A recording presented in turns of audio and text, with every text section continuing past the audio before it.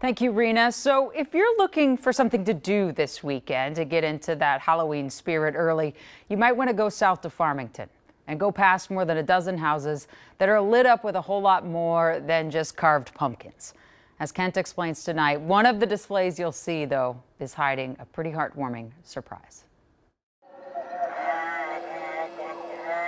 If you're looking for a Halloween experience at the intersection of happy, my skeletons are even dancing, and haunted, take a drive or a stroll down Euclid Path in Farmington. You can come up here. If you dare. Really? John Brimacombe is the master of monsters. This is awesome. Thank you. The Baron. I have fun doing it for you guys. Of these bone chills. We used to have a jumping spider over on the sidewalk. That got a few too many people.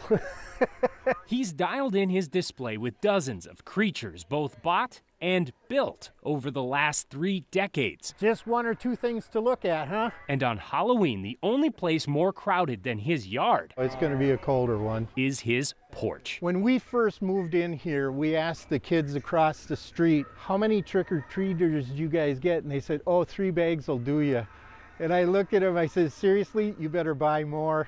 These days, his home is such a big attraction, That's pretty cool. You like that? it's become a treat generator. I start setting it up right at the end of September. Thanks for letting us check it out. Hey, not a problem. Thanks for coming. I actually start collecting food on October 1st. John started using his display to scare up donations for the Farmington Food Shelf 20 years ago. The first year we thought we were such great people. We had 50 cans. He laughs because a week before Halloween, This is just this year, this month.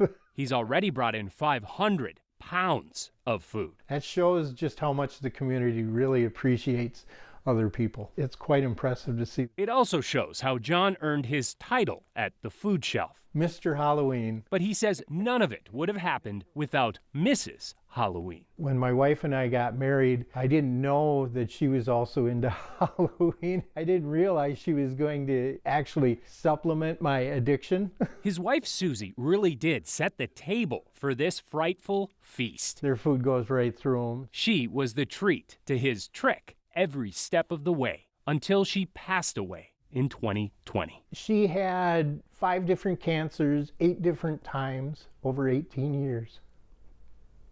Sorry. Through countless rounds of treatment and surgeries, She was quite the trooper. he says Susie still always found a way to celebrate Halloween. She loved to see the kids come up with the smiles on their face. I think it actually gave her extra energy. It also gave her the inspiration to start that very first food drive shortly after she was first diagnosed. It actually did 2 things for us. It let us look beyond cancer and help other people. So that was important to both of us. That's still important to John,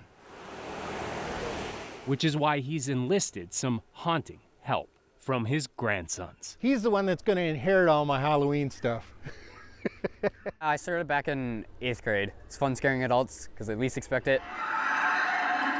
And if you dare come see it for yourself, they hope you don't come empty-handed. This year we're keeping our fingers crossed that maybe we'll hit 1,000 pounds. That'd make my heart warm.